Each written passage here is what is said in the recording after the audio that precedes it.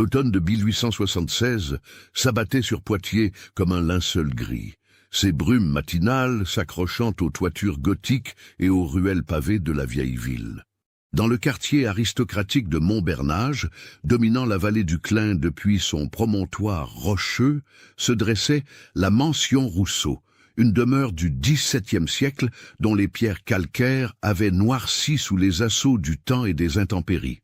Ses hautes fenêtres à meneaux, autrefois éclatantes de lumière lors des bals somptueux, semblaient désormais des yeux morts, scrutant la cité endormie. Madame Geneviève Rousseau, veuve depuis 3 ans, arpentait les couloirs de marbre de sa demeure avec la rigidité d'une statue vivante. À 52 ans, cette femme aux traits aristocratiques ciselés par l'orgueil et durcis par le veuvage incarnait parfaitement l'obsession nobiliaire de l'époque pour la pureté du sang.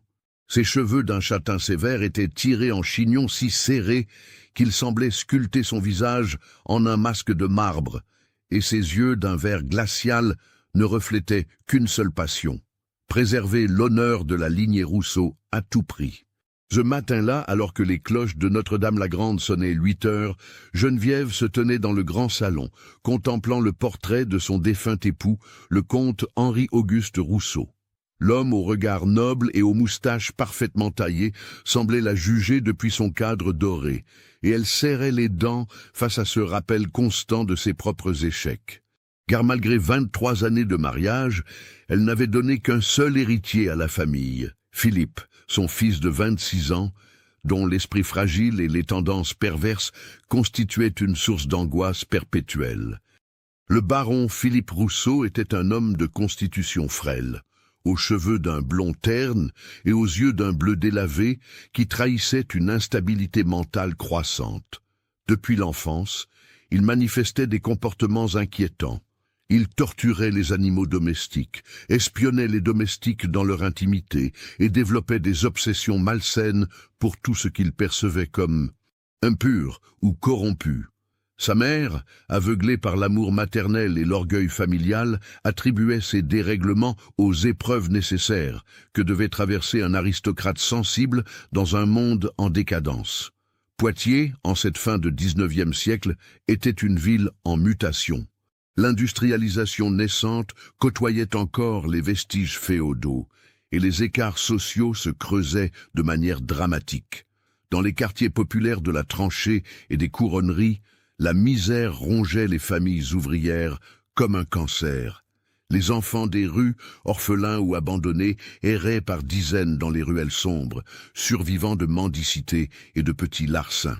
Pour l'aristocratie locale, ces vermines urbaines représentaient une souillure morale qu'il fallait éradiquer ou, à défaut, ignorer.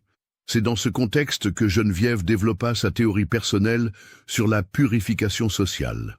Influencée par les idées eugénistes qui commençaient à germer dans les milieux bourgeois européens, elle était convaincue que certains individus, les bâtards issus d'unions illégitimes, les orphelins de sang mélangé, les enfants nés dans le péché, constituaient une menace directe à l'ordre moral et social. Dans son esprit torturé par l'orgueil nobiliaire, ces êtres impurs devaient être isolés, contenus, voire purifiés par la souffrance avant d'être dignes de côtoyer la société civilisée. Le premier enfant arriva un soir de novembre 1876, par une nuit si froide que la Vienne charriait des glaçons. Philippe l'avait trouvé, ou plutôt capturé, près des abattoirs de la ville. Il s'agissait d'un garçon d'environ 8 ans, aux cheveux noirs emmêlés et aux yeux sombres brillants de fièvre et de terreur. L'enfant, qui ne parlait que par bribes incohérentes, semblait être un orphelin des rues, peut-être un petit bohémien ou un bâtard de quelque liaison scandaleuse. Philippe l'avait attiré avec des promesses de nourriture et d'un abri chaud, avant de l'assommer et de le ramener à la mansion dans un sac de toile. « Mère », avait-il dit ce soir-là, ses yeux brillants d'une lueur malsaine, « j'ai trouvé le premier spécimen pour notre œuvre de purification. » Geneviève avait d'abord été choquée par l'initiative de son fils, mais en contemplant l'enfant inconscient étalé sur le sol du vestibule, elle avait ressenti une excitation perverse. Voici enfin l'occasion de mettre en pratique ses théories sur la régénération morale.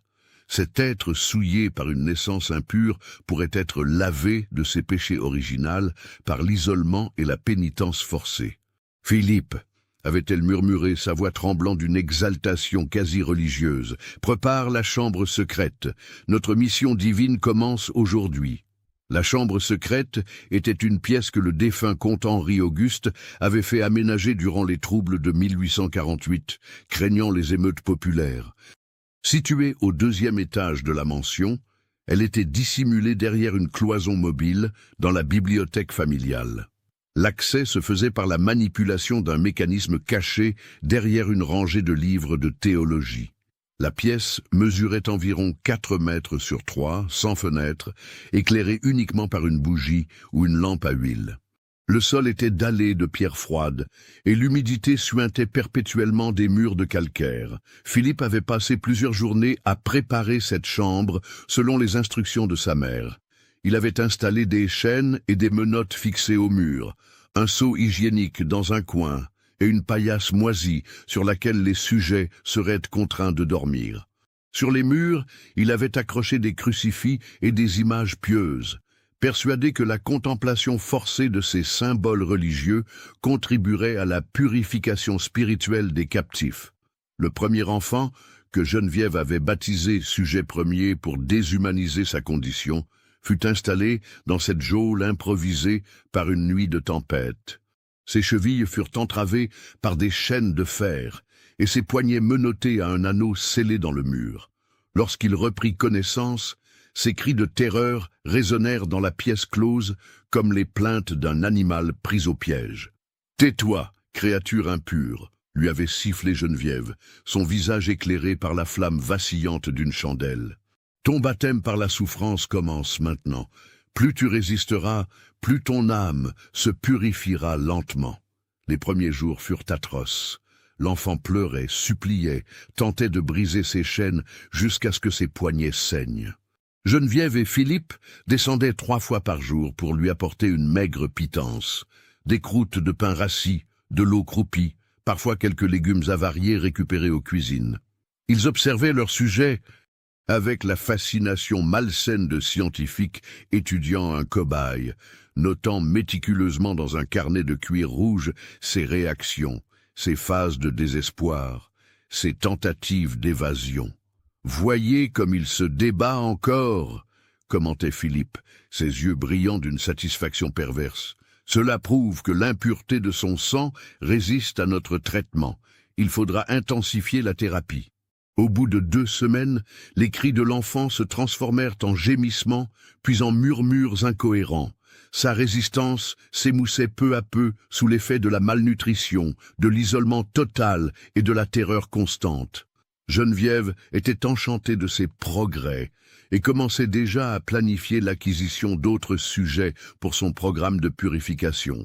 Mais le véritable tournant psychologique eut lieu un matin de décembre, quand Philippe descendit à la chambre secrète et trouva l'enfant recroquevillé dans un coin, murmurant des prières incohérentes tout en se griffant compulsivement les bras jusqu'au sang. Le garçon avait perdu au moins 10 kilos, ses yeux s'étaient enfoncés dans leurs orbites, et sa peau avait pris une teinte grisâtre maladive. « Mère !» avait crié Philippe en remontant précipitamment au salon. « Le traitement fonctionne, il prie, son âme commence à se purifier. » Ce jour-là marqua le début d'une spirale infernale qui allait durer 25 ans. D'où me suivez-vous? Laissez un commentaire. L'hiver de 1877 fut particulièrement rigoureux, et Poitiers disparut sous un manteau de neige qui transforma la ville en un paysage de conte gothique. Les cheminées fumaient jour et nuit, les bourgeois se calfeutraient dans leurs demeures chauffées, tandis que dans les faubourgs, les misérables grelottaient dans leurs taudis humides. C'était la saison parfaite pour les Rousseau pour élargir leur sinistre collection. Le sujet premier avait maintenant survécu 3 mois dans la chambre secrète, et sa transformation physique et mentale fascinait ses geôliers. De robuste gamin des rues qu'il était, il s'était mué en une créature spectrale, ses cheveux ayant blanchi prématurément, ses yeux hagards ne reflétant plus qu'une terreur résignée. Il avait développé des tics nerveux. Il se balançait d'avant en arrière en murmurant des fragments de prières latines que Philippe lui avait enseignés, et il passait des heures à tracer des croix sur les murs humides avec ses ongles ensanglantés. « Regardez cette métamorphose miraculeuse !» s'extasiait Geneviève en consignant ses observations dans son journal personnel. « En quelques mois, nous avons transformé une bête sauvage en créature pénitente. Imaginez ce que nous pourrions accomplir avec d'autres spécimens. » Philippe, enhardi par ce qu'il percevait comme un succès, se mit à parcourir les quartiers populaires de Poitiers avec une régularité inquiétante. Il avait développé une méthode efficace. Il repérait les enfants isolés, orphelins, fugueurs ou simplement enfants de familles trop pauvres pour les surveiller constamment et les attirait avec des promesses de nourriture chaude et d'emploi dans une noble maison. Sa prestance aristocratique et ses manières raffinées inspiraient confiance aux victimes potentielles, qui le suivaient sans méfiance jusqu'au piège mortel. Le deuxième sujet fut une fillette de 12 ans prénommée Marie-Jeanne, fille illégitime d'une blanchisseuse des couronneries et d'un soldat de passage. L'enfant, aux cheveux châtains et aux yeux bleus innocents, mendiait devant l'église Saint-Porcher quand Philippe l'aborda par un après-midi neigeux de février. Il lui raconta qu'une dame charitable cherchait une jeune domestique et lui promit un lit chaud et 3 repas par jour. Marie-Jeanne, qui n'avait mangé qu'un quignon de pain sec depuis 2 jours, accepta immédiatement. Cette fois, Geneviève assista personnellement à l'installation de sa nouvelle pensionnaire. Elle observa avec une satisfaction morbide Philippe enchaîner la fillette terrifiée dans la chambre secrète, désormais agrandie par l'abattage d'une cloison. L'espace pouvait maintenant accueillir 3 sujets. Simultanément, chacun enchaîné dans un coin différent, assez près pour se voir et s'entendre, mais assez loin pour ne pouvoir se toucher ni se consoler mutuellement. « Parfait !» murmura Geneviève en contemplant ses 2 captifs. L'isolement total était efficace, mais la proximité de la souffrance partagée intensifiera le processus de purification. Ils pourront s'observer mutuellement se transformer, ce qui accélérera leur propre régénération spirituelle. Les mois suivants furent un laboratoire d'horreur méticuleusement organisé. Geneviève avait établi un régime strict. Les sujets recevaient de la nourriture 1 fois par jour, toujours à la même heure, pour créer une dépendance psychologique totale envers leur geôlier. Le menu était volontairement carencé, principalement du pain moisi, de l'eau croupie et de temps en temps quelques épluchures de légumes, pour maintenir les corps dans un état d'affaiblissement permanent, sans provoquer la mort immédiate. Philippe avait développé un système de récompense. Pervers, les captifs qui priaient avec ferveur recevaient une portion supplémentaire de pain, ceux qui se montraient rebelles étaient privés de nourriture pendant plusieurs jours. Cette manipulation psychologique créait une dynamique de compétition malsaine entre les victimes, chacune tentant de survivre en adoptant les comportements exigés par leur bourreau. Mais le plus atroce était peut-être le rituel quotidien de l'instruction spirituelle.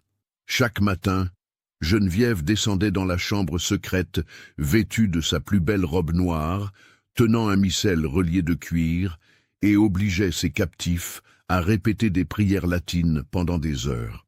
Elle leur expliquait, avec le ton didactique d'une institutrice, pourquoi leur naissance impure les destinait à cette purification, pourquoi leur souffrance était nécessaire à leur salut éternel. « Vous êtes nés dans le péché », récitait-elle de sa voix métallique, « enfants de la chair et de la corruption. Ah, mais par la grâce de notre intervention divine, vos âmes souillées peuvent encore être blanchies.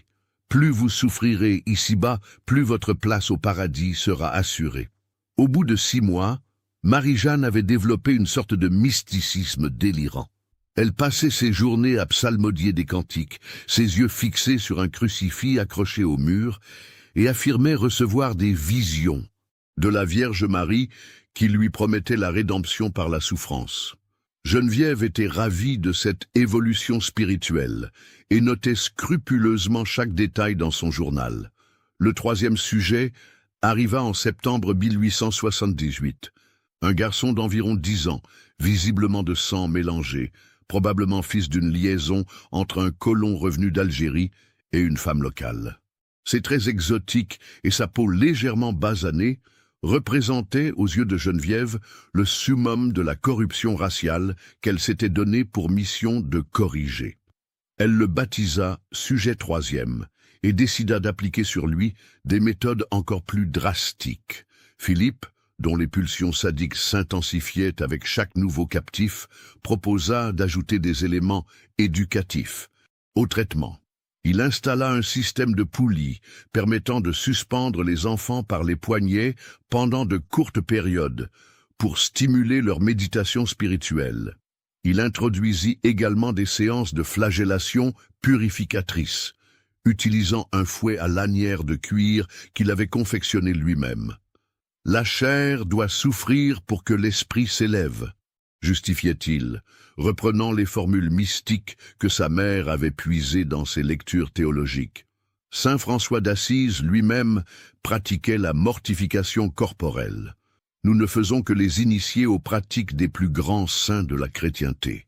Mais c'est en 1880 que l'entreprise familiale prit une ampleur véritablement industrielle.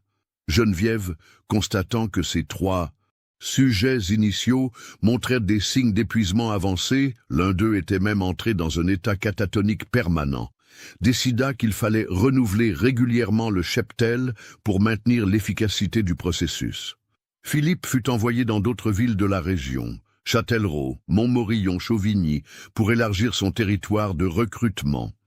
Il avait perfectionné sa technique. Il se faisait passer pour un précepteur privé cherchant de jeunes domestiques pour une famille noble ou pour un représentant d'une œuvre charitable catholique recueillant les orphelins. Sa prestance naturelle et son élocution raffinée lui ouvraient toutes les portes, et les autorités locales ne songeaient jamais à soupçonner un membre de l'aristocratie de telles ignominies. En 5 ans, entre 1880 et 1885, pas moins de 12 enfants disparurent ainsi dans la chambre secrète des Rousseau.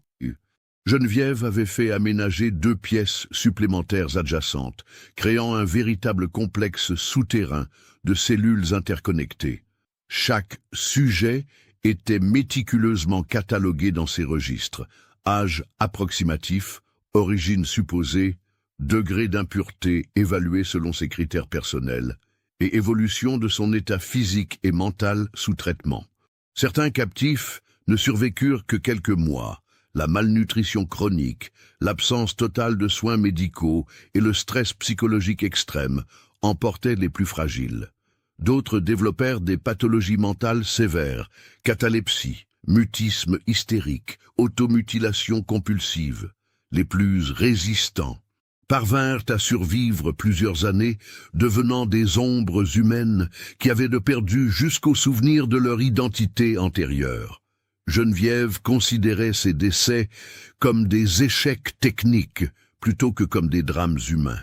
Dans son esprit dérangé, elle perfectionnait une science nouvelle, celle de la régénération morale, et ces sacrifices étaient nécessaires à l'avancement de ses recherches.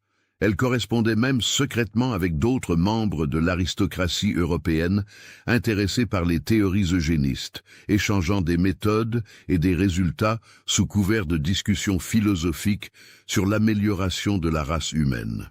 Philippe, lui, trouvait dans cette entreprise familiale un exutoire parfait à ses pulsions les plus sombres.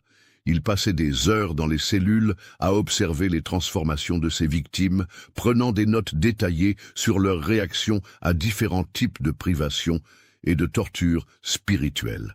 Il avait développé une expertise particulière dans l'art de maintenir ses sujets dans un état de survie minimal, prolongeant leur agonie sur des mois, voire des années.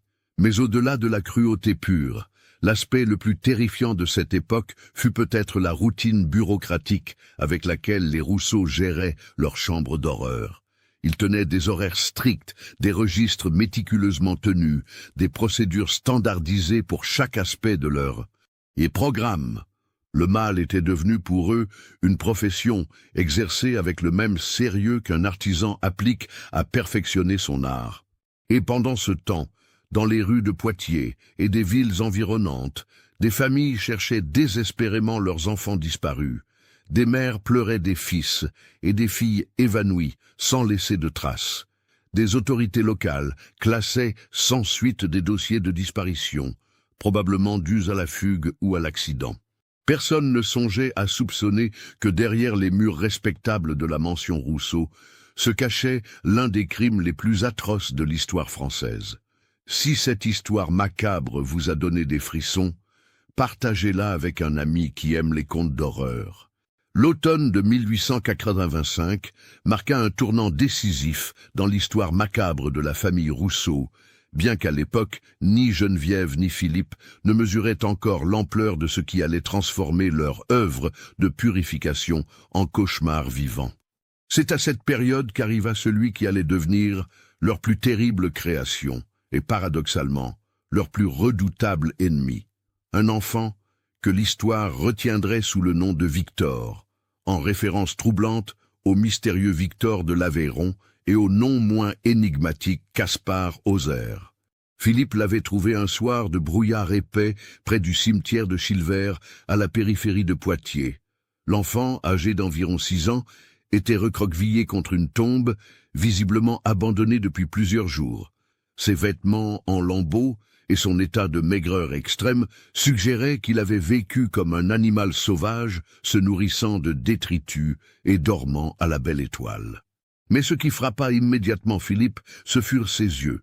D'un noir profond, il semblait receler une intelligence précoce et une résignation troublante, comme si cet enfant avait déjà traversé des épreuves que la plupart des adultes n'auraient pu endurer. « Celui-ci sera parfait », murmura Philippe en soulevant l'enfant inerte. Jeune, déjà brisé par la vie et manifestement sans attache familiale, un spécimen idéal pour les expérimentations de mère. Contrairement aux autres captifs qui avaient hurlé, supplié ou résisté lors de leur emprisonnement, Victor accueillit sa mise au fer avec une passivité déconcertante. Il observa ses geôliers avec une attention presque scientifique, comme s'il étudiait leur comportement pour mieux comprendre les règles de ce nouvel enfer. Cette attitude inhabituelle intrigua Geneviève, qui décida d'appliquer sur lui des méthodes expérimentales encore plus poussées. Cet enfant possède déjà la sagesse de la souffrance, nota-t-elle dans son journal. Il sera intéressant d'observer comment son esprit, déjà partiellement brisé par les épreuves antérieures, réagira à notre programme de purification intensive. Victor fut installé dans une cellule spécialement aménagée au fond du complexe souterrain, séparé des autres captifs par plusieurs cloisons. Geneviève voulait l'isoler complètement pour pouvoir appliquer sur lui des techniques révolutionnaires qu'elle avait développées en s'inspirant des travaux de certains aliénistes de l'époque. Sa cellule était plus petite que les autres, à peine 2 mètres sur 2, et entièrement tapissée de miroirs brisés fixés au mur, créant un effet de multiplication cauchemardesque qui devait, selon les théories de Geneviève, confronter le sujet à la multiplicité de ses impuretés. Mais Victor ne réagit pas comme les autres enfants, alors que ses prédécesseurs sombrent rapidement dans la folie ou la catalepsie, lui semblait s'adapter à chaque nouvelle torture avec une résilience surnaturelle. Plus troublante encore, il commença à manifester des comportements qui dépassaient de loin ce qu'un enfant de 6 ans devrait être capable de comprendre. Au bout de quelques semaines, Victor avait mémorisé parfaitement les horaires de ses geôliers, leurs habitudes, leurs faiblesses. Il savait exactement quand Philippe descendrait pour les séances d'instruction, quand Geneviève viendrait pour les examens de progrès spirituel, et même quand les domestiques passeraient dans les couloirs au-dessus. Plus inquiétant, il semblait avoir développé une compréhension intuitive des motivations psychologiques de ses bourreaux. « Madame la baronne », dit-il un jour à Geneviève de sa petite voix claire, « vous cherchez à purifier mon âme parce que la vôtre est tachée d'un péché que vous n'arrivez pas à avouer, et monsieur le baron torture les enfants parce qu'il a peur des adultes. Je me trompe ?» Cette remarque frappa Geneviève comme un coup de fouet. Comment un enfant de 6 ans, privé d'éducation et maintenu dans l'isolement le plus total, pouvait-il formuler une analyse psychologique aussi pénétrante? Elle attribua cette lucidité précoce à l'efficacité de son traitement et décida d'intensifier encore les thérapies. Philippe, lui, était à la fois fasciné et inquiété par Victor. L'enfant ne pleurait jamais, ne suppliait jamais, ne montrait aucun signe de détresse émotionnelle, même durant les séances de torture les plus raffinées. Il subissait les sévices avec une résignation qui tenait de la sagesse mystique, et parfois, Philippe avait l'impression troublante que c'était Victor qui l'observait, qui l'étudiait, qui prenait des notes mentales sur ses faiblesses et ses peurs. « Monsieur Philippe, lui dit un jour Victor pendant une séance de flagellation, vous savez que votre mère vous méprise, n'est-ce pas? Elle vous utilise pour satisfaire ses pulsions, mais elle vous considère comme un échec. C'est pour cela que vous avez besoin de nous faire souffrir, pour vous sentir enfin supérieur à quelqu'un. » Philippe s'arrêta net, le fouet suspendu en l'air. Ces mots avaient touché une vérité si profonde et si douloureuse qu'il sentit ses jambes se dérober sous lui. Comment cet enfant pouvait-il connaître des secrets que lui-même n'osait s'avouer? Mais le plus troublant était encore à venir. Au fil des mois, Victor commença à manifester des capacités qui dépassaient l'entendement. Il semblait deviner les pensées de ses geôliers, anticiper leurs décisions et même influencer leur comportement par de simples suggestions. Plus inquiétant, les autres captifs encore vivants dans le complexe commençaient à se tourner vers lui comme vers une sorte de guide spirituel. « Il nous parle la nuit », chuchota Marie-Jeanne lors d'une des visites de Geneviève. « Il nous explique pourquoi nous souffrons et comment transformer cette souffrance en force. Il dit que nous sommes en train de devenir quelque chose de nouveau, quelque chose de plus fort que nos bourreaux. » Geneviève était partagée entre l'exaltation et l'inquiétude. D'un côté, cette évolution spirituelle de ces captifs semblait confirmer la validité de ses théories sur la purification par la souffrance. De l'autre, elle sentait qu'elle perdait progressivement le contrôle de la situation, comme si Victor orchestrait secrètement une révolution invisible dans son propre laboratoire d'horreur. C'est en 1888, après 3 années de captivité, que Victor révéla la véritable nature de ce qui se passait dans les profondeurs de la mansion Rousseau. Lors d'une de ses visites quotidiennes, Geneviève le trouva debout au centre de sa cellule, ses chaînes brisées gisant à ses pieds, ses yeux noirs fixés sur elle avec une intensité qui la glaça jusqu'aux os. « Comment as-tu » bégaya-t-elle, incapable de terminer sa phrase. « Madame la baronne » répondit Victor de sa voix d'enfant qui semblait porter le poids de siècles d'expérience. « Vous vous êtes trompé sur la nature de votre expérience. Vous pensiez nous purifier, mais en réalité, vous nous avez transformés en quelque chose de bien plus puissant que ce que nous étions. La souffrance, quand elle est poussée à l'extrême, ne brise pas l'âme humaine, elle la forge en une lame d'acier pur. » Il s'avança vers elle, et malgré sa petite taille d'enfant de 9 ans, Geneviève eut l'impression qu'une présence titanesque se dressait devant elle. « Nous ne sommes plus les enfants que vous avez capturés, » continua Victor. « Nous sommes devenus vos juges, vos bourreaux et bientôt vos successeurs. Chaque coup de fouet, chaque privation, chaque humiliation a cristallisé en nous une force que vous ne pouvez même pas imaginer. Vous avez voulu créer des saints par la torture, vous avez engendré des démons par la souffrance. » Geneviève recula, terrifiée, mais Victor poursuivit implacablement. « Et maintenant, chère Madame la Baronne, notre vraie éducation va commencer. Mais cette fois, c'est nous qui serons les professeurs, et vous qui apprendrez ce que signifie vraiment la purification par la douleur. » Les semaines qui suivirent, cette révélation transformèrent complètement la dynamique de la mansion Rousseau. Victor n'était plus un captif. Il était devenu le maître secret des lieux, manipulant Geneviève et Philippe avec une habileté diabolique. Il leur faisait croire qu'il gardait encore le contrôle, tout en orchestrant subtilement leur descente aux enfers psychologiques. Il commença par semer la discorde entre la mère et le fils. Lors des séances quotidiennes, il glissait à Philippe des remarques apparemment innocentes sur les véritables intentions de sa mère, sur la façon dont elle l'utilisait comme un simple instrument de ses fantasmes sadiques. À Geneviève, il murmurait des observations sur la faiblesse pathétique de son fils, sur son incapacité à mener à bien la noble mission qu'elle s'était fixée. « Votre fils n'est qu'un lâche, madame, » lui disait-il avec le sourire angélique d'un enfant de 9 ans. « Il torture des enfants enchaînés parce qu'il n'a jamais eu le courage d'affronter un homme libre. Comment pourriez-vous accomplir votre œuvre de purification avec un assistant aussi défaillant ?» Parallèlement, Victor organisait secrètement une véritable école de survie parmi les autres captifs. Il leur enseignait comment économiser leurs forces, comment résister psychologiquement aux tortures, comment développer une haine pure et concentrée qui leur permettrait de survivre à n'importe quelle épreuve.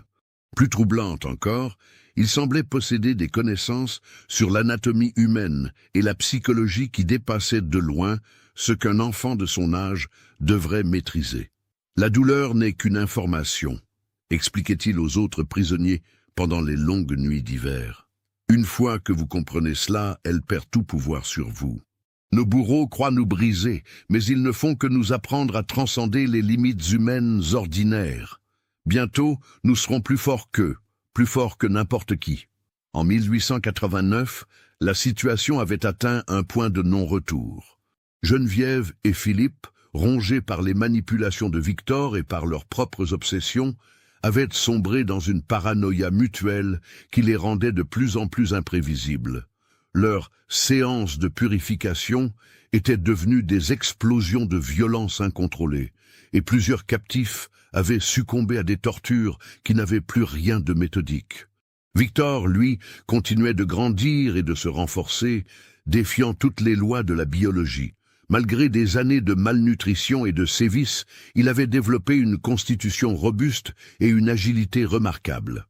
Plus inquiétant, il semblait avoir acquis une influence hypnotique sur tous ceux qui l'approchaient, y compris les domestiques de la mansion qui, sans comprendre pourquoi, commençaient à ressentir une peur instinctive des sous-sols. « Il se passe quelque chose d'anormal dans cette maison », chuchotait Berthe, la vieille cuisinière, à son mari jardinier. « J'entends des bruits étranges la nuit, des chuchotements qui semblent venir des murs eux-mêmes. Et madame la baronne, elle n'est plus la même. Ses yeux ont une lueur que je n'aime pas. » Mais le véritable chef-d'œuvre de Victor fut sa manipulation finale de Philippe. Au printemps de 1890, l'enfant démon réussit à convaincre le baron que sa mère préparait secrètement sa perte, qu'elle comptait le livrer aux autorités pour se dédouaner de leur entreprise commune. « Elle tient un journal secret, monsieur Philippe », lui glissa-t-il lors d'une de leurs séances privées. « Un journal où elle décrit tous vos actes, toutes vos initiatives personnelles, en se présentant comme une victime contrainte par votre folie. Quand l'heure des comptes sonnera, devinez qui portera seul la responsabilité de tout ceci. » Cette révélation, habilement étayée par des preuves que Victor avait minutieusement fabriquées, plongea Philippe dans une rage meurtrière. Il commença à surveiller sa mère, à fouiller ses affaires, à interpréter chacun de ses gestes comme une trahison potentielle. La tension entre eux atteignit un niveau insoutenable, créant exactement l'atmosphère de guerre psychologique que Victor avait orchestrée. Et puis, par une nuit d'orage de juin 1890, l'inévitable se produisit. Philippe, convaincu que sa mère s'apprêtait à le dénoncer, décida de prendre les devants. Il descendit dans la chambre secrète avec un poignard de famille, bien décidé à éliminer tous les témoins de leur crime, à commencer par Victor lui-même. Mais quand il pénétra dans la cellule de l'enfant, il la trouva vide. Les chaînes étaient soigneusement posées sur la paillasse, et sur le mur, tracé avec ce qui semblait être du sang, un message l'attendait. « Merci, monsieur Philippe, pour cette excellente éducation. Il est temps maintenant que les rôles s'inversent. Votre purification commence cette nuit. » C'est à ce moment-là que Philippe comprit qu'il n'avait jamais été le maître de la situation. Victor, ou ce qu'était devenu Victor après 5 années de torture systématique, avait patiemment orchestré chaque détail de ce moment. L'enfant brisé qu'il avait cru façonner selon ses désirs s'était transformé en une créature dont la intelligence et la malveillance dépassait tout ce qu'il avait pu imaginer. Soutenez notre chaîne en cliquant sur le bouton Merci en forme de cœur afin que nous puissions continuer à vous proposer des histoires aussi sombres et captivantes que celle-ci. Cette nuit d'orage de juin 1890 marqua le début d'une période que les rares témoins survivants ne pourraient jamais évoquer sans trembler. Car si les 11 années précédentes avaient vu la famille Rousseau torturer méthodiquement des innocents, les 11 années suivantes allaient révéler ce qui arrive quand les victimes deviennent plus terrifiantes que leurs bourreaux. Philippe ressortit en courant de la chambre secrète, le visage décomposé par la terreur. Il remonta les escaliers 4 à 4, claquant derrière lui toutes les portes qu'il pouvait barricader, comme si des murs de pierre pouvaient le protéger de ce qu'il avait contribué à créer. Ses mains tremblaient tellement qu'il lui fallut plusieurs tentatives pour allumer une lampe à huile. Et quand la flamme vacillante éclaira enfin le salon, il découvrit sa mère assise dans son fauteuil habituel, parfaitement immobile, les yeux fixés sur l'obscurité avec une expression d'attente résignée. « Il s'est échappé, n'est-ce pas ?» dit-elle sans même se tourner vers lui. Sa voix était étrangement calme, comme si elle s'était préparée à ce moment depuis des mois. « Victor, notre chef-d'œuvre, notre création parfaite. » Philippe s'effondra dans un fauteuil, ses jambes refusant de le porter plus longtemps. « Mère, nous devons fuir, immédiatement, prendre ce que nous pouvons et quitter Poitiers cette nuit même. Il n'est qu'un enfant, après tout, avec de l'avance nous pourrions... » « Un enfant ?» L'interruption de Geneviève claqua comme un fouet dans le silence. « Philippe, mon pauvre fils, vous n'avez vraiment rien compris. Ce que nous avons créé là-dessous n'est plus un enfant depuis longtemps. C'est quelque chose de nouveau, quelque chose que la souffrance et la haine ont forgé dans des profondeurs que l'humanité normale ne peut même pas concevoir. » Elle se tourna enfin vers lui, et Philippe fut choqué de voir que ses yeux brillaient d'une lueur d'exaltation quasi mystique. « Ne voyez-vous pas la beauté terrible de ce qui nous arrive? Nous avons réussi. Notre expérience de purification par la souffrance a dépassé nos espérances les plus folles. Nous avons transformé un simple orphelin des rues en quelque chose de transcendant, de surnaturel. Et maintenant, il va nous offrir le privilège de subir à notre tour cette transformation. » Philippe la regarda avec horreur. Sa mère avait-elle complètement perdu la raison, ou était-elle tombée sous l'influence hypnotique de Victor? Dans tous les cas, il était désormais seul face à la menace qui rôdait dans les profondeurs de leur demeure. Les premiers signes de la réorganisation du pouvoir dans la mansion Rousseau se manifestèrent dès le lendemain matin. Philippe, qui n'avait pas fermé l'œil de la nuit, descendit aux cuisines pour prendre un café et découvrit Berthe, la vieille cuisinière, préparant méthodiquement 5 plateaux repas au lieu du habituel service pour 2 personnes. « Berthe, que faites-vous? Pour qui sont ces plateaux supplémentaires ?» La vieille femme leva vers lui un regard étrangement vide, comme si elle agissait dans un état de somnambulisme éveillé. « Pour les nouveaux maîtres de maison, monsieur le baron. Ils m'ont fait savoir qu'ils prendraient désormais leurs repas dans leurs appartements, des appartements plus confortables que ceux qu'ils occupaient précédemment. » Philippe sentit un frisson glacé lui parcourir l'échine. « Les nouveaux maîtres, mais de qui parlez-vous ?»« Mais des enfants, bien sûr, » répondit Berthe avec un sourire béat qui contrastait terriblement avec l'horreur de ses paroles. « Ils sont si intelligents, si polis, et ils connaissent tellement de choses sur nous tous. Ils m'ont expliqué comment mieux organiser la maison, comment optimiser les menus, comment gérer le personnel. C'est merveilleux d'avoir enfin de vrais maîtres compétents. » Philippe recula, horrifié. Victor avait non seulement libéré les autres captifs, mais il les avait également organisés en une sorte de conseil dirigeant qui avait pris le contrôle psychologique de tous les domestiques de la mansion. Et le plus terrifiant était que ses serviteurs, loin de manifester de la répulsion face aux enfants qu'ils savaient torturer pendant des années, semblèrent maintenant éprouver pour eux une déférence quasi religieuse. Au cours des jours suivants, Philippe découvrit l'étendue de sa nouvelle condition. Il n'était plus le maître de sa propre demeure, il en était devenu le prisonnier.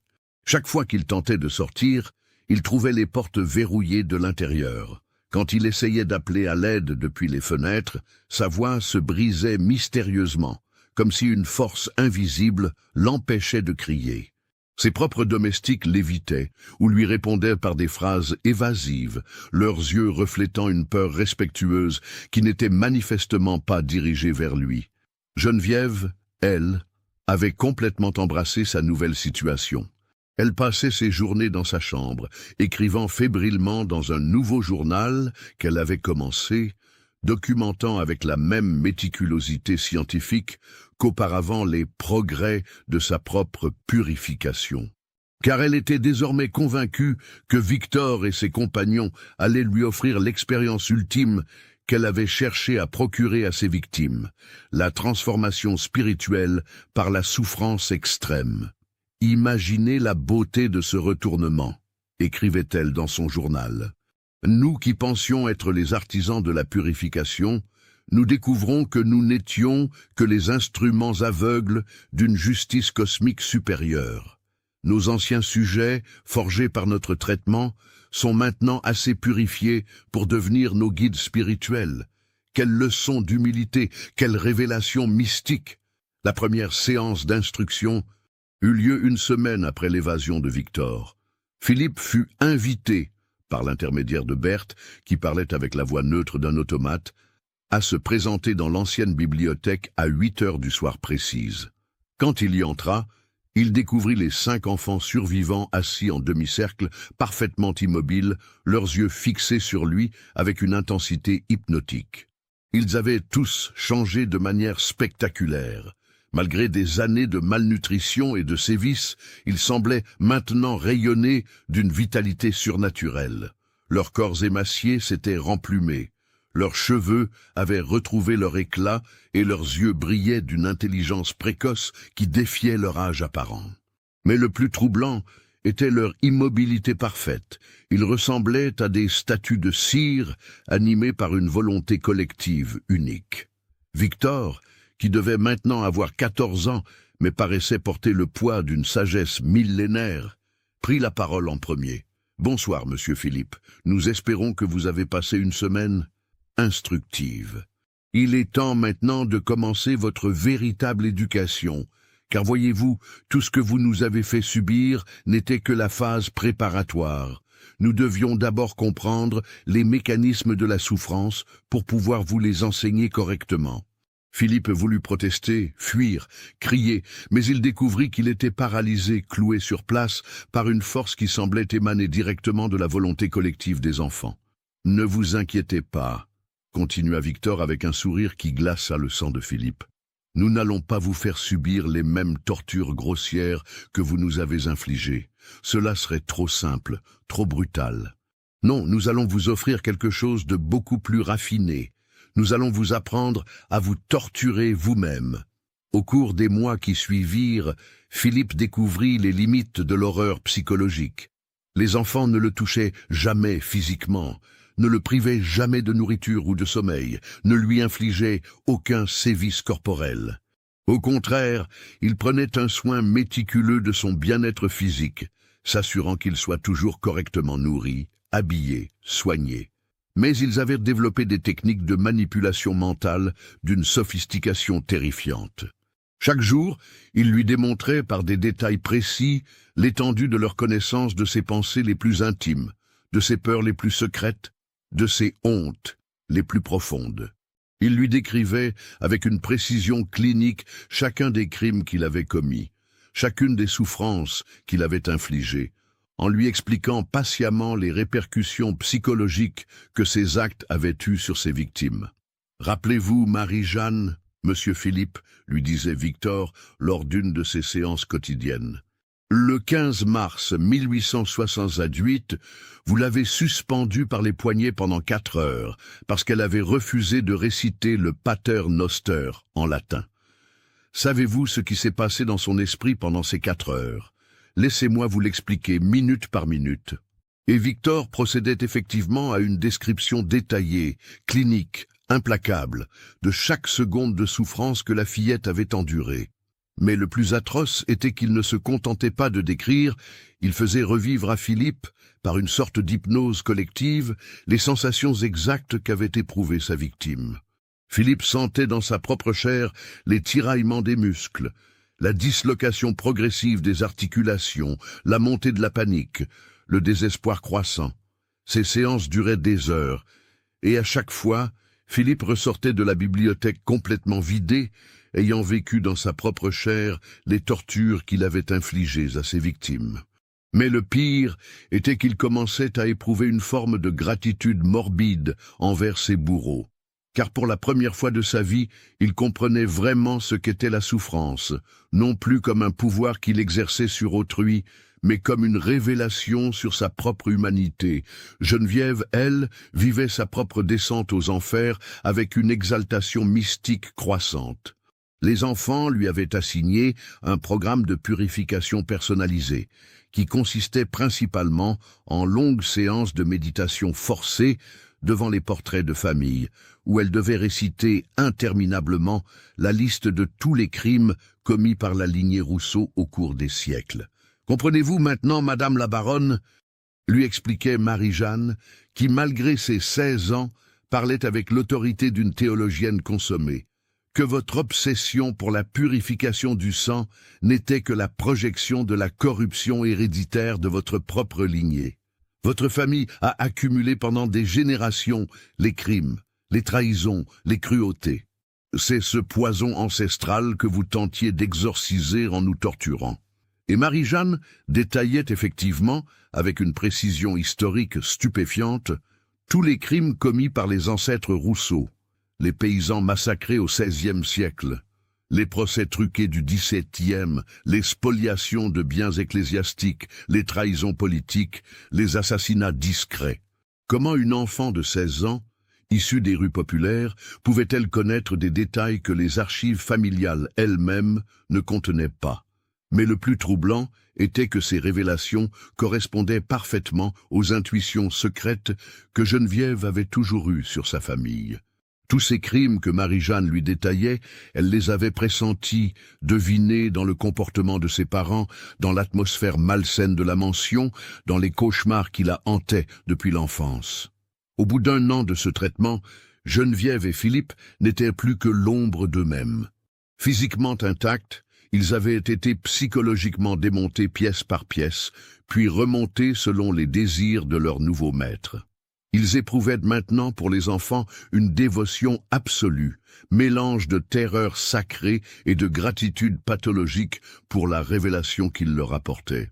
Et pendant ce temps, dans Poitiers et les environs, d'étranges phénomènes commençaient à se manifester. Des familles entières disparaissaient sans laisser de traces, leurs maisons retrouvées vides mais parfaitement en ordre, comme si les occupants s'étaient évaporés. Des témoins rapportaient avoir vu des groupes d'enfants aux yeux étrangement brillants se promener la nuit dans les rues désertes, parlant entre eux dans une langue inconnue. Les animaux domestiques développèrent des comportements erratiques, fuyant certains quartiers de la ville, ou au contraire, s'y rassemblant en groupes inhabituels. Mais personne ne faisait le lien entre ces événements mystérieux et la respectable famille Rousseau, toujours considérée comme un pilier de l'aristocratie locale. Car les enfants avaient appris à leurs anciens geôliers à jouer parfaitement la comédie de la normalité bourgeoise quand des visiteurs se présentaient à la mansion. Et ces visiteurs repartèrent toujours avec l'impression d'avoir rencontré une famille certes excentrique, mais parfaitement respectable et aimante envers les jeunes protégés qu'elle avait recueillis par charité chrétienne. L'empire secret de Victor et de ses compagnons s'étendait lentement, mais sûrement sur toute la région, créant un réseau invisible de familles converties, qui appliquaient maintenant dans leur propre foyer les méthodes de purification qu'elles avaient apprises de leurs nouveaux maîtres enfants. Et au cœur de ce réseau grandissant, dans les profondeurs réaménagées de la mansion Rousseau, Victor poursuivait patiemment ses expérimentations sur la nature humaine, poussant toujours plus loin les limites de ce qu'un esprit peut endurer avant de se briser ou de transcender définitivement sa condition mortelle. L'année 1901 s'annonçait comme une année de renouveau pour la France. L'exposition universelle de Paris avait montré au monde les merveilles de la modernité. L'électricité commençait à illuminer les grandes villes, et l'optimisme du nouveau siècle contrastait violemment avec les ombres gothiques du 19e finissant. Mais à Poitiers, dans les profondeurs de la mansion Rousseau, une autre sorte de modernité prenait forme, une modernité de la cruauté qui allait bientôt être révélée au grand jour dans toute son horreur méthodique. L'événement déclencheur vint d'une source tout à fait imprévisible. Sœur Marguerite Marie, de la Compassion, une religieuse de l'ordre des Filles de la Charité qui venait d'être affectée à l'hospice Saint-Louis de Poitiers. Cette femme de 45 ans, au visage buriné par des années de service auprès des plus déshérités, possédait une qualité rare. Elle était capable de reconnaître instantanément un enfant qui avait souffert, quelles que soient les apparences qu'il affichait. C'est lors d'une visite de charité dans le quartier aristocratique de Montbernage que sœur Marguerite Marie croisa pour la première fois le regard de Victor. L'enfant, qui paraissait maintenant âgé de 16 ans mais dont les yeux semblaient porter le poids de plusieurs existences, accompagnait Philippe Rousseau lors d'une promenade dominicale parfaitement conventionnelle. Aux yeux des passants, il formait le tableau touchant d'un aristocrate charitable et de son jeune protégé. Mais sœur Marguerite Marie vit immédiatement ce que les autres ne percevaient pas. « Mon Dieu !» murmura-t-elle en se signant. « Cet enfant... Qu'est-ce qui a pu creuser une telle souffrance dans ses yeux? » Car malgré l'apparence de santé florissante que Victor avait acquise, malgré sa prestance et son maintien aristocratique, la religieuse décela instantanément les stigmates invisibles de tortures prolongées. Mais plus troublant encore, elle perçut quelque chose d'autre, une autorité, une force de volonté qui émanait de cet adolescent et qui transformait son accompagnateur adulte en simple marionnette docile. Qui menait qui dans cette étrange promenade? Se demanda-t-elle en regardant s'éloigner le couple mal assorti. Intriguée et inquiétée par cette vision, sœur Marguerite Marie entreprit une enquête discrète sur la famille Rousseau. Ce qu'elle découvrit la remplit d'abord d'admiration. Depuis une dizaine d'années, cette noble famille avait apparemment recueilli plusieurs orphelins et enfants abandonnés, leur prodiguant éducation et soins dans leur magnifique demeure. Les témoignages des voisins étaient unanimement positifs. Madame la baronne Rousseau et son fils étaient décrits comme des bienfaiteurs exemplaires, et les enfants qu'ils hébergeaient semblaient épanouis et remarquablement éduqués. Pourtant, quelque chose clochait. Sœur Marguerite Marie, forte de 20 années d'expérience auprès des enfants maltraités, savait reconnaître les signes que les autres ignoraient. Et ces enfants Rousseau présentaient des particularités troublantes. Une maturité excessive, un regard trop intense, une façon de parler qui trahissait des expériences bien au-delà de leur âge apparent. C'est en interrogeant discrètement les archives paroissiales qu'elle tomba sur une première anomalie. Aucun des enfants hébergés chez les Rousseau n'avait été officiellement baptisé ou confirmé dans la paroisse locale. Pour une famille réputée pour sa piété, c'était étrange. Plus étrange encore, plusieurs témoins mentionnaient avoir vu ces enfants participer à d'étranges rituels nocturnes dans le parc de la mansion. Pas des messes noires ou des pratiques sataniques, mais plutôt des sortes de leçons données en plein air, sous les étoiles, avec une solennité qui évoquait davantage une initiation mystique qu'une instruction religieuse traditionnelle. Déterminée à en avoir le cœur net, sœur Marguerite Marie décida de rendre une visite officielle aux Rousseau, sous prétexte de solliciter leur soutien pour une œuvre charitable de l'hospice. Elle se présenta à la mansion par un après-midi pluvieux de septembre 1901, s'attendant à être reçue par les maîtres de maison traditionnels. Ce fut Victor lui-même qui vint lui ouvrir la porte. « Bonjour, ma sœur », dit-il de sa voix posée qui contrastait avec son apparence d'adolescent. « Nous vous attendions. » Cette simple phrase glaça le sang de la religieuse.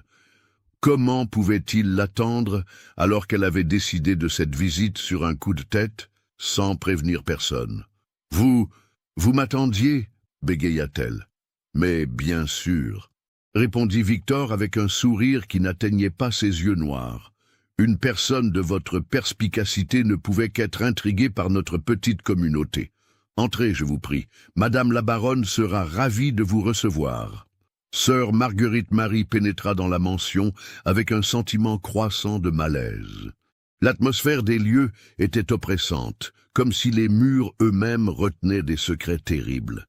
Mais ce qui la troubla le plus fut l'attitude des domestiques.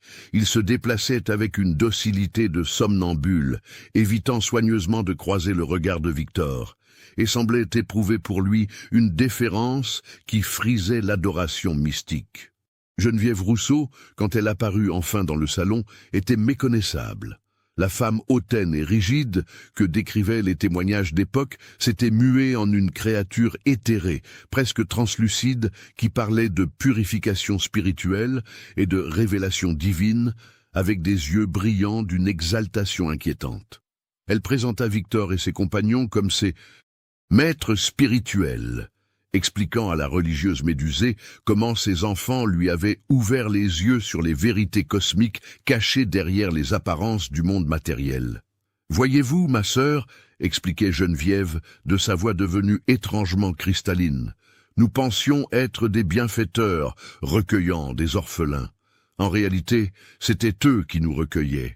Ils sont venus nous sauver de notre aveuglement spirituel, nous enseigner les mystères de la transcendance par la souffrance volontaire. » Sœur Marguerite Marie écoutait cette confession décousue avec une horreur croissante. Car sous les délires mystiques de Geneviève, elle commençait à deviner la réalité atroce de ce qui s'était passé dans cette maison. Les révélations dont parlait la baronne ressemblaient étrangement aux divagations de victimes de tortures psychologiques prolongées, et l'autorité spirituelle de ses enfants évoquait plutôt le pouvoir que des bourreaux particulièrement pervers pouvaient acquérir sur leurs victimes. Mais le déclic définitif se produisit quand Philippe Rousseau fit son apparition. L'homme, qui devait avoir maintenant 37 ans, en paraissait 60. Ses cheveux avaient blanchi prématurément, ses mains tremblaient sans cesse, et ses yeux reflétaient une terreur permanente mêlée à une soumission pathologique. Quand il s'adressa aux enfants, ce fut avec une déférence servile qui retourna l'estomac de la religieuse. « Maître !» murmura-t-il en s'inclinant profondément devant Victor, « pardonnez-moi de vous déranger pendant votre entretien avec notre invité.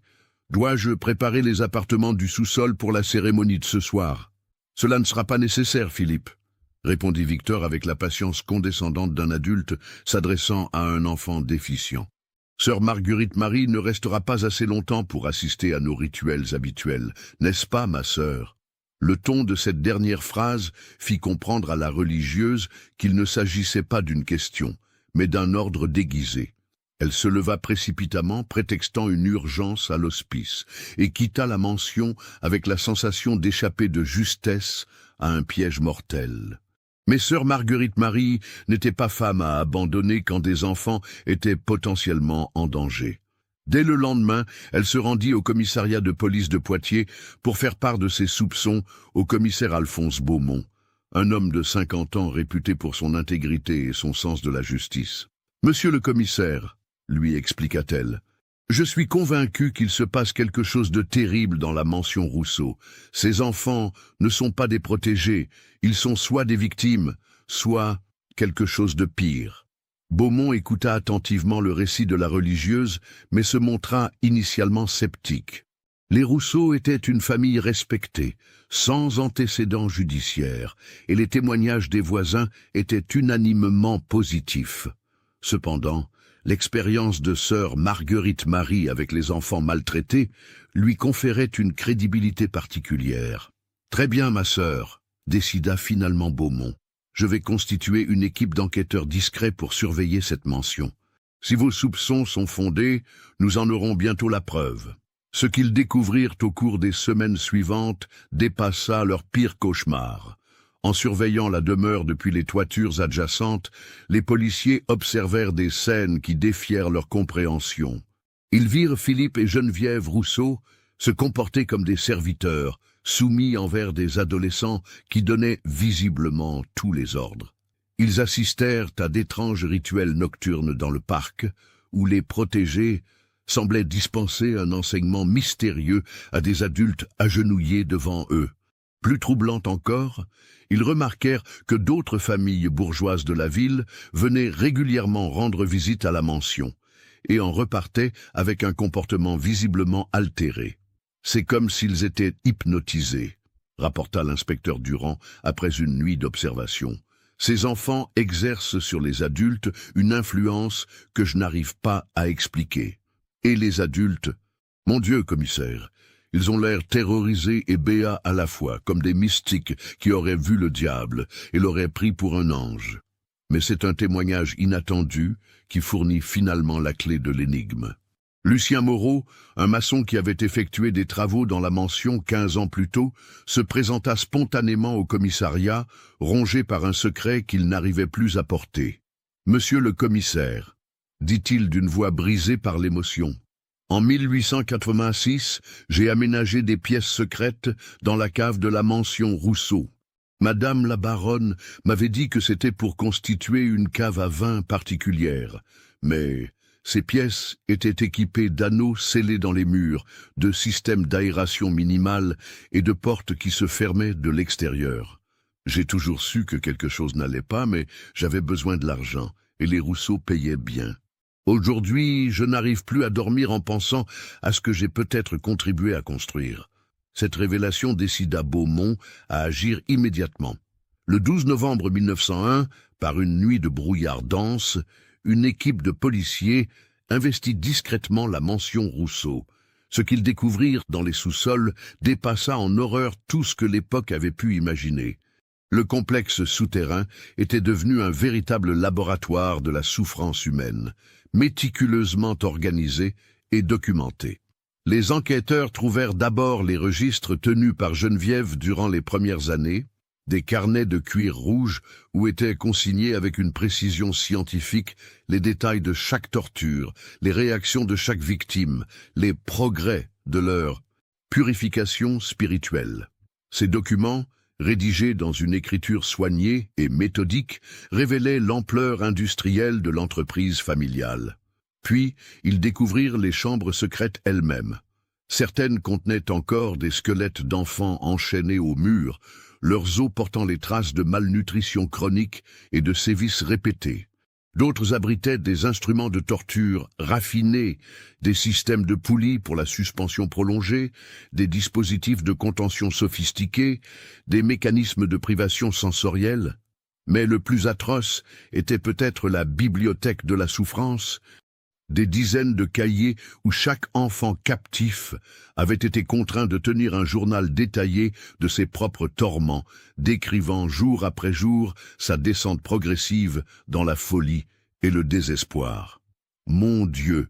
murmura l'inspecteur Durand en parcourant ces témoignages posthumes. « Ils ont transformé la torture en science exacte.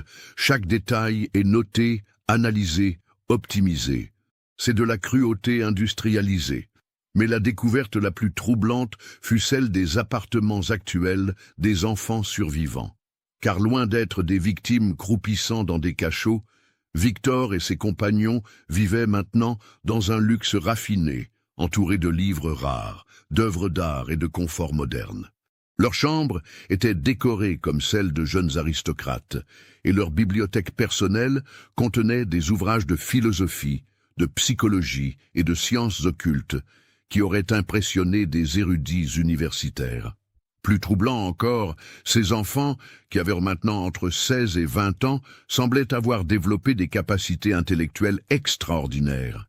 Leur carnet personnel révélait une compréhension de la nature humaine d'une profondeur saisissante, une maîtrise de la manipulation psychologique qui rivalisait avec les travaux des plus grands aliénistes de l'époque, et une philosophie personnelle qui transformait la souffrance endurée en source de pouvoir et de transcendance. « Nous avons été forgés dans la douleur comme l'acier est forgé dans le feu », écrivait Victor dans l'un de ses journaux.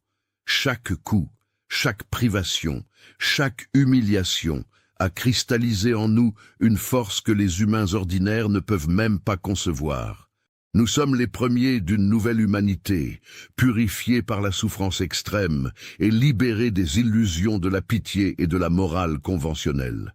Quand les policiers procédèrent finalement aux arrestations, ils furent confrontés à une situation qui défia toutes leurs procédures habituelles. Geneviève et Philippe Rousseau se laissèrent emmener sans la moindre résistance, mais en manifestant une joie extatique qui glaça le sang des enquêteurs. « Enfin !»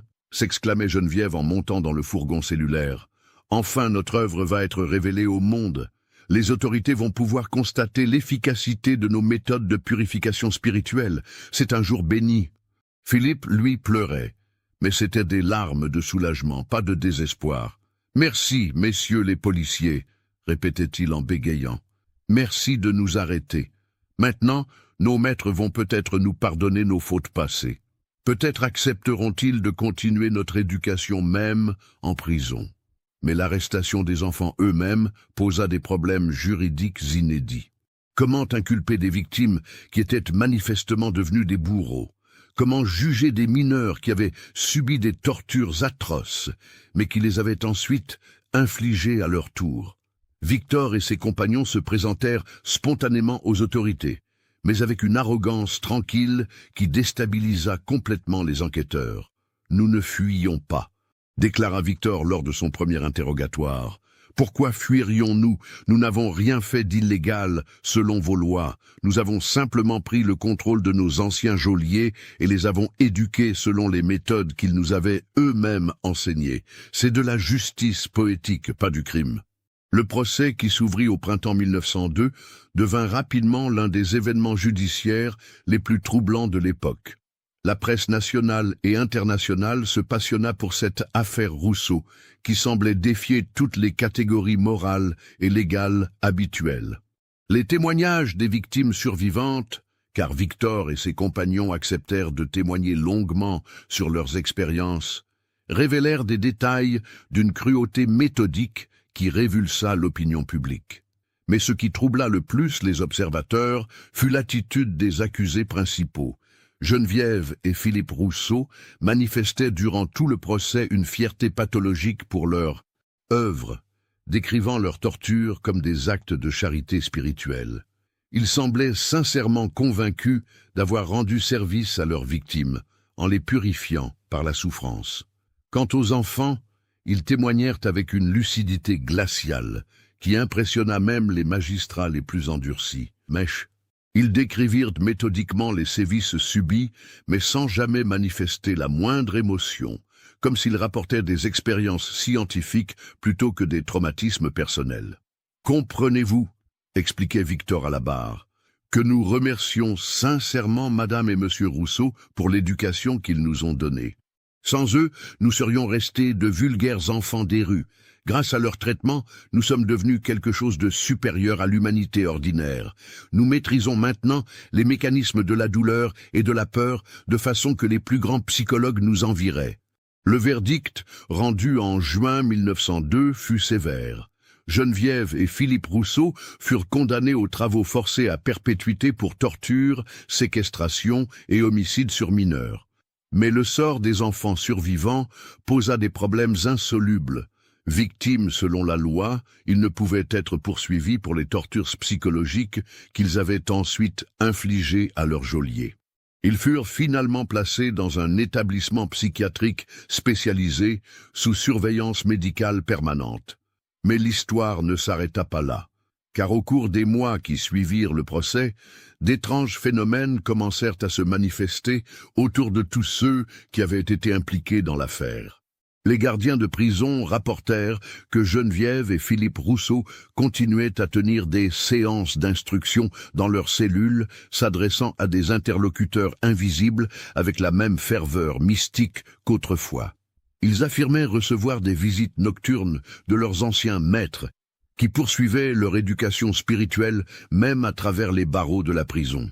Plus troublant, plusieurs des enquêteurs, magistrats et journalistes qui s'étaient intéressés de près à l'affaire commencèrent à manifester des comportements étranges.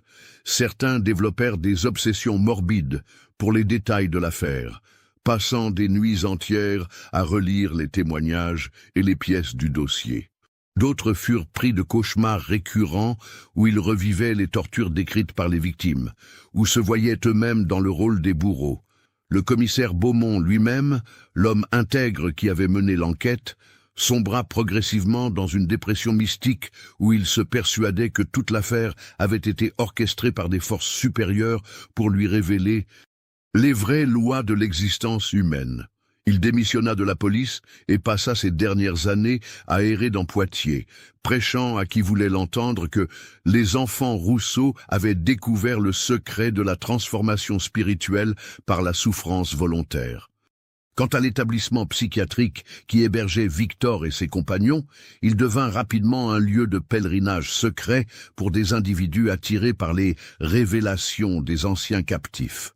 Malgré la surveillance étroite, les 5 jeunes gens parvenaient à exercer une influence hypnotique sur leur personnel soignant, leurs visiteurs et même sur les autres pensionnaires de l'établissement. Le docteur Henri Charcot, neveu du célèbre neurologue qui dirigeait l'institution, nota dans ses rapports médicaux des phénomènes qui défiaient son entendement scientifique. Ces jeunes patients présentent des capacités de manipulation psychologique qui surpassent tout ce que la littérature psychiatrique a pu documenter. Ils semblent capables de deviner les peurs les plus secrètes de leurs interlocuteurs et de les retourner contre eux avec une précision chirurgicale. Plus troublant, ils exercent sur leur entourage une fascination morbide qui transforme progressivement les soignants en disciples. J'ai dû remplacer 3 équipes successives de personnel médical, toutes converties à leur étrange philosophie de la transcendance par la souffrance. Mais le phénomène le plus inquiétant était l'effet que ces 5 individus avaient sur la mention Rousseau elle-même. Bien que vidée de ses occupants et officiellement mise sous scellé judiciaire, la demeure semblait développer une vie propre. Les voisins rapportaient des bruits nocturnes, pas des gémissements de fantômes, mais des murmures de voix enfantines qui semblaient donner des leçons à des auditeurs invisibles. Les rares visiteurs autorisés, experts judiciaires, historiens, journalistes, ressortaient tous avec la même impression troublante.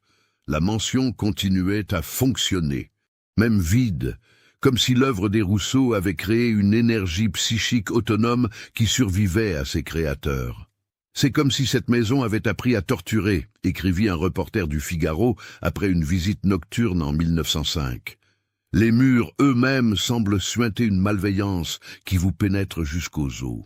Et pourtant, c'est une malveillance séduisante, qui vous donne envie de rester, d'explorer, de comprendre les secrets cachés dans chaque recoin. Plusieurs de mes collègues qui ont visité les lieux sont devenus obsédés par l'affaire Rousseau, au point de sacrifier leur carrière pour continuer leurs recherches sur cette famille maudite. Au fil des années, la mention Rousseau devint le cœur d'un phénomène qui dépassa largement les frontières de Poitiers. Des réseaux secrets se constituèrent, rassemblant des individus fascinés par les méthodes Rousseau de purification spirituelle. Ces groupes clandestins appliquaient dans leur propre famille les techniques documentées lors du procès, créant de nouvelles générations d'enfants, purifiés selon les principes établis par Geneviève et perfectionnés par Victor.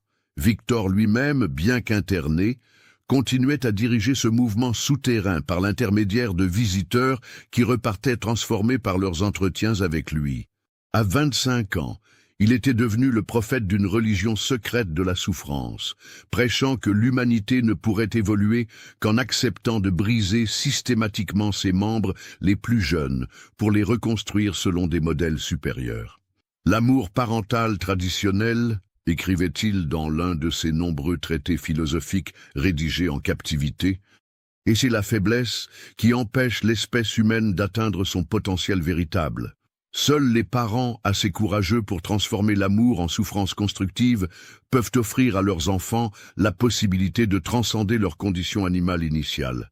Nous sommes la preuve vivante que cette transcendance est possible.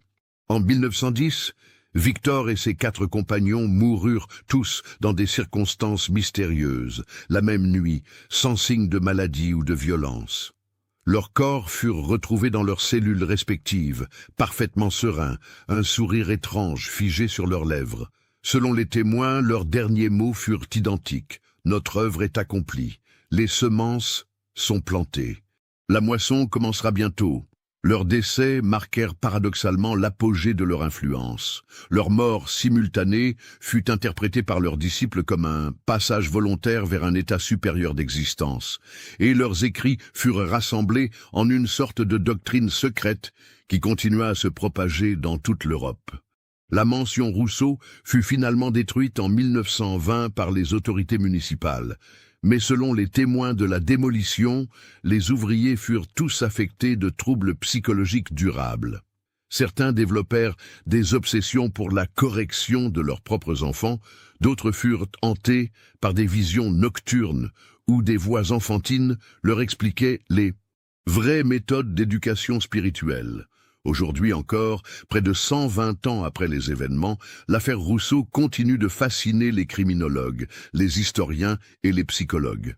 Car au-delà de l'horreur pure des crimes commis, cette histoire pose des questions fondamentales sur la nature de la souffrance, les limites de la résistance humaine et la possibilité terrifiante que des victimes puissent non seulement survivre aux pires tortures, mais en tirer une forme de pouvoir supérieur.